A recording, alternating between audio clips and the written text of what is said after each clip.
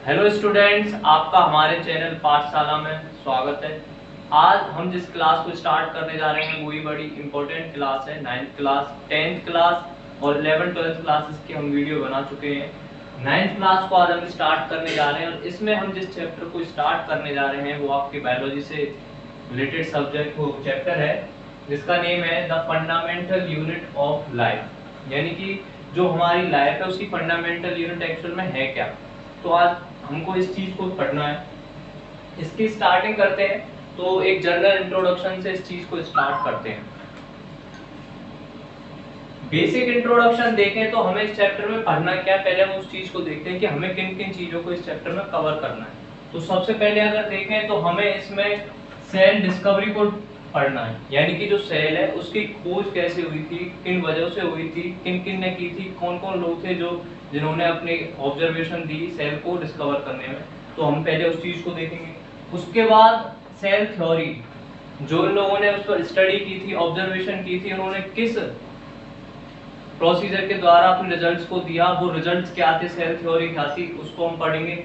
उसके बाद types of sales, sales के टाइप्स क्या होते हैं उसको रीड करेंगे। सेल स्ट्रक्चर्स, जैसे आपने क्लास 8 में भी पढ़ा होगा कि जो सेल्स होती है वो अंदर से कैसी होती है, फुलफिल होती है, उसके अंदर साइटोप्लाज्म, सेल ऑर्गेनल्स, ये सारी चीजें होती हैं। तो ये सेल स्ट्रक्चर्स में हम इन सारी चीजों को पढ़ने वाले हैं। उसके बाद सेल डिवीजन, की एक्चुअल में सेल डिवाइड कैसे होती है, नई सेल कैसे बनती है, उसको हमें पढ़ना है। उसके अलावा जो ट्रांसपोर्ट ऑफ मटेरियल, यानी कि जो सेल है उसके जो चारों तरफ है वो भी आसपास उसके सेल होती हैं, तो उनमें मटेरियल का एक्सचेंज कैसे होता है, किन किन प्रोसीजर से होता है, उसको हम डिस्कस करना है। तो ये सारे टॉपिक हमें इस चैप्टर में कवर करने हैं। स्टार्टिंग करते हैं हम सबसे पहले सेल डिस्कवरी, यानी कि इसकी जो सेल थी उसकी खोज कैसे हुई। 8th क्लास में भी आपने पढ़ा होगा रॉबर्ट हुक, जिनको फादर ऑफ साइटोलॉजी बोला जाता है, जो साइटोलॉजी सब्जेक्ट है। तो रॉबर्ट हुक ने 1665 में इन्होंने क्या किया था कि सबसे पहले उस टाइम पे माइक्रोस्कोप नहीं था, तो इन्होंने क्या किया कि एक प्रिमिटिव माइक्रोस्कोप बनाया। प्रिमिटिव का मतलब कि उस टाइम पे जैसे माइक्रोस्कोप होते थे पहले, ज्यादा एडवांस नहीं, तो एक तरीके से प्रिमिटिव माइक्रोस्कोप इन्होंने बनाया। बनाने के बाद इन्होंने कॉर्क ऑफ स्लाइस, यानी कि जो पेड़ की छाल होती है, बार्क ऑफ ट्री, उस पे इन्होंने स्टडी करना स्टार्ट किया। तो इन्होंने क्या पाया, इन्होंने पाया कि इनको कुछ स्ट्रक्चर्स दिखे। वो स्ट्रक्चर्स कैसे थे, वो स्ट्रक्चर्स कुछ ऐसे थे। हनीकॉम्ब के, जो हनीकॉम्ब होता है उसकी तरीके के वो स्ट्रक्चर्स थे। और कैसे थे, एम्प्टी थे, बिल्कुल खाली थे, रूम की तरह। जैसे रूम में सामान हम बाद में डालते हैं लेकिन रूम स्टार्टिंग में एम्प्टी होता है, ऐसे ही ये जो स्ट्रक्चर्स थे कैसे थे, एम्प्टी थे। तो इन्होंने सबसे पहले क्या किया कि 1665 में इन्होंने अपनी स्टडी को करना स्टार्ट किया। और किस चीज को लिया था, इन्होंने लिया था कॉर्क ऑफ स्लाइस, यानी कि जो बार्क ऑफ ट्री, पेड़ की जो छाल होती है उस पर इन्होंने स्टडी करना स्टार्ट किया।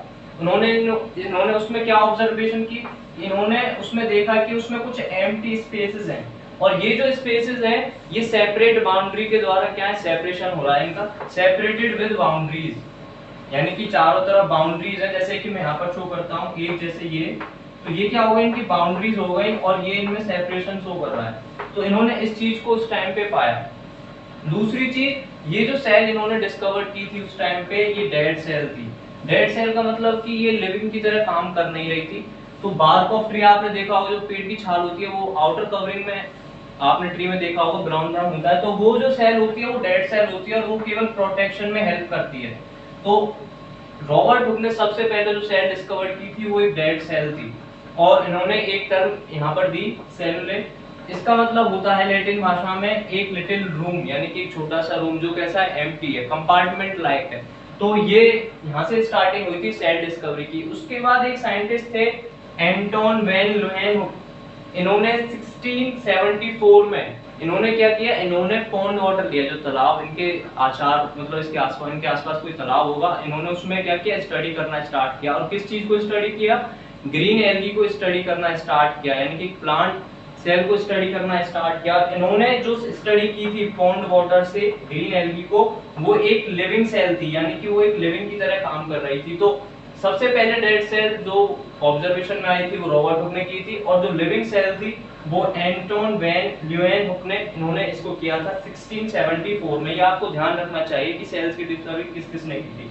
उसके बाद साइंटिस्ट आए थे रॉबर्ट ब्राउन, आप सभी ने 8th क्लास में देखा होगा कि जो सेल होती है उनके बीच में जो सबसे सेंटर में एक बॉडी होती है जिसको हम न्यूक्लियस बोलते हैं, जो पूरी सेल की एक्टिविटी को क्या करती है, कंट्रोल करती है। तो उसकी खोज किसने की थी, आपके एनसीईआरटी में है 9th में, तो मैं इसलिए बता भी रहा हूँ कि रॉबर्ट ब्राउन एक साइंटिस्ट थे, उन्होंने न्यूक्लियस की सबसे पहले खोज की थी। और वो कब की थी, 1831 में न्यूक्लियस की इन्होंने खोज की थी। उसके बाद अगर हम देखें तो पुरकिंजे एक साइंटिस्ट थे, उन्होंने क्या किया कि जो सेल होती है, साइटोप्लाज्म होता है यानी कि जो उसका फ्लूइड होता है, उन्होंने एक टर्म दी थी प्रोटोप्लाज्म, और वो किस चीज से जुड़ी हुई थी, साइटोप्लाज्म में जुड़ी हुई थी, क्योंकि सेल के अंदर का जो फ्लूइड मटेरियल होता है उसके बारे में इन्होंने बताया था। तो प्रोटोप्लाज्म जो टर्म दी थी वो किसके रिगार्ड में दी थी, फ्लूइड इन द सेल, और ये 1839 में इन्होंने इस बात को बताया था। उसके बाद दो साइंटिस्ट और आए जिन्होंने फिर सेल थ्योरी को बनाया। सबसे पहले थे स्लेडन और उसके बाद थे स्वान।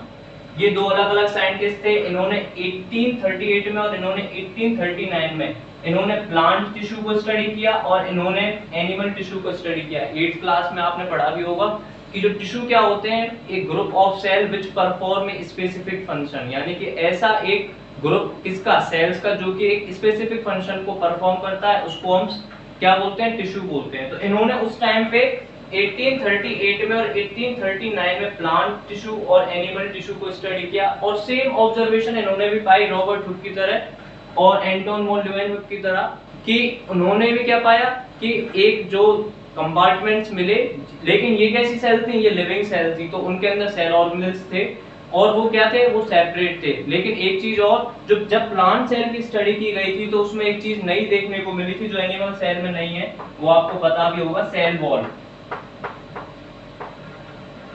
सेल वॉल यहाँ पर ज्यादा देखने को मिली प्लांट टिश्यू में, और एनिमल टिश्यू में वो देखने को नहीं मिली। आपको पता है कि ये इसमें डिफरेंस क्रिएट करता है प्लांट सेल और एनिमल सेल में भी। 8th में आपने इस चीज को पढ़ लिया होगा, बेसिक से आज इंट्रोडक्शन ये चैप्टर का। उसके बाद बात करते हैं सेल थ्योरी। ये दो साइंटिस्ट थे, इन्होंने उसके बाद एक अपने पोस्टुलेट दिए, उसके बेसिस पर सेल थ्योरी बनके तैयार हुई। तो ये सेल थ्योरी क्या है, इसमें कौन कौन से पॉइंट हैं उसको हम देखते हैं। इसमें सबसे पहला है all the plants and animal are composed of cells and that the cell is the basic unit of life, यानी कि जितने भी प्लांट्स हैं, जितने भी एनिमल्स हैं पूरे वर्ल्ड में मिलने वाले, और जो माइक्रो ऑर्गेनिज्म है वो सब किस चीज से बने हैं, वो सेल से मिलकर बने हैं। और सेल क्या है, बेसिक यूनिट ऑफ लाइफ है, यानी कि एटलीस्ट आपको एक ऑर्गेनिज्म बनाने के लिए सेल की जरूरत तो पड़ेगी। तो ये सेल थ्योरी थी, इसका ये पॉइंट था, all the plants and animals are composed of cells and that the cell is the basic unit of life. आपको यहाँ पर एक चीज क्लियर हो गई होगी कि फंडामेंटल में दो चीजें आती हैं, फंक्शनल एंड स्ट्रक्चरल। तो यहाँ पर स्ट्रक्चरल वाला पॉइंट क्लियर हो रहा है पहले सेल थ्योरी में। उसके बाद इस सेल थ्योरी को एक्सपेंड किया गया, कुछ और साइंटिस्ट आए, उन्होंने देखा कि ये सेल थ्योरी में अभी थोड़ी बहुत कमी है। कमी क्या थी कि इन्होंने ये नहीं बता पाए कि ये जो सेल है ये आई कहां से, तो उसके बारे में एक्सपेंडेड किया गया सेल थ्योरी को वर्कियो के द्वारा, और ये 1855 में इन्होंने इसको एक्सपेंड किया। इन्होंने अपने कौन से पॉइंट्स उसमें जोड़े, all the cell arises from pre existing cells, यानी कि जितनी भी सेल्स किसी भी ऑर्गेनिज्म में होती हैं वो प्री एग्जिटिंग सेल से ही आती हैं।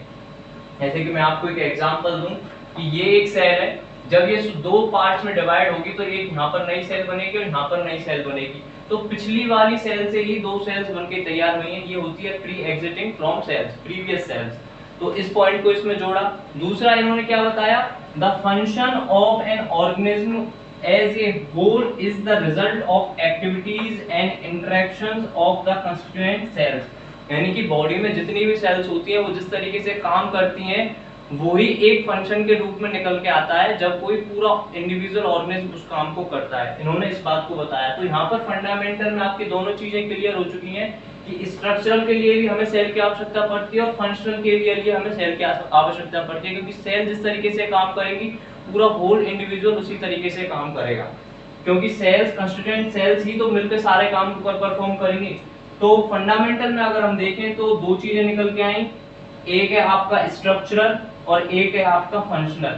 At least one cell is needed for the formation of organism, यानी कि एक ऑर्गेनिज्म बनाने के लिए कम से कम हमें एक सेल की तो जरूरत पड़ेगी। यहाँ पर बच्चे कंफ्यूज होते हैं कि ये सेल किससे बनी है। तो ये सेल आपकी जो बनी है वो एटम्स वगैरह से मिलके बनी है, प्रोटीन, कार्बोहाइड्रेट, इन सारी चीजों से मिलके बनी है। इस चीज को थोड़ा ध्यान रखना। उसके बाद सेल बनी है इन सारी चीजों से, और सेल से फिर ऑर्गेनिज्म बन के बना है, तैयार हुआ है। जैसे कि मैं यहाँ पर एक आपको दिखाता हूँ छोटी सी रिप्रेजेंटेशन। जो सेल होती है उससे टिश्यू बनते हैं। टिश्यू एक्चुअल में क्या होते हैं? Group of cells which perform specific function, यानी कि जो स्पेसिफिक फंक्शन को परफॉर्म करते हैं उनको हम टिश्यू बोलते हैं। टिश्यू चैप्टर को हम अगले जो चैप्टर है आपका टिश्यू, उसको हम स्टडी करेंगे। अभी फिलहाल हम इसी चैप्टर पे चलते हैं। उसके बाद टिश्यू मिलके क्या बनाते हैं? टिश्यू मिलके आपके ऑर्गन बनाते हैं, जैसे कि आपका स्टमक हो गया, लीवर हो गया, हार्ट हो गया। उसके बाद जितने भी आपके ऑर्गन है वो सब मिलके क्या बनाते हैं? जितने भी आपके ऑर्गन है वो ऑर्गन सिस्टम बनाते हैं, जैसे कि डाइजेस्टिव सिस्टम हो गया, आपका सर्कुलेटरी सिस्टम हो गया, नर्वस सिस्टम हो गया, एक्सक्रीटरी सिस्टम हो गया, रिप्रोडक्टिव सिस्टम हो गया। तो ये सारे क्या हो गए? आपके ऑर्गन सिस्टम हो गए। ऑर्गन आपके liver, stomach, heart, liver, pancreas, kidney, ये सारे आपके क्या हो गए? ऑर्गन हो गए जो टिश्यू से मिलके बने हैं। और उसके बाद ऑर्गन सिस्टम से मिलके क्या बनेगा? होल इंडिविजुअल ऑर्गेनिज्म बन के तैयार हो जाएगा। जैसे कि एक एग्जांपल दूं मैं आपको, जो ऑर्गन है स्टमक, उसका काम क्या होता है? थोड़े टाइम के लिए फूड को स्टोरेज करना, HCl रिलीज करना, गैस्ट्रिक जूस रिलीज करना। तो वो काम लीवर नहीं करता है। तो ये स्पेसिफिक टिश्यूज के द्वारा बनाया गया क्या है? आपका एक ऑर्गन है स्टमक, वो उसका काम अलग है, लीवर का काम अलग है, हार्ट का काम अलग है। उसके बाद ये सभी एक ऑर्गन सिस्टम में जाएंगे, डाइजेस्टिव सिस्टम में या मोस्टली ये दोनों जाते हैं, और सर्कुलेटरी सिस्टम में आपका हार्ट जाता है, और फिर आपका होल इंडिविजुअल ऑर्गेनिज्म बनके तैयार होता है। तो ये इस चैप्टर का क्या था? एक छोटा सा इंट्रोडक्शन था कि हम किन किन चीजों को आगे भी और पढ़ने वाले हैं। तो आप हमारे इस चैनल से जुड़े रहिए, हमारे इस चैनल को सब्सक्राइब करिए, और आगे इस चैप्टर में हम और भी चीजों को अभी ऐड करेंगे, और भी चीजों को बताएंगे। Thank you.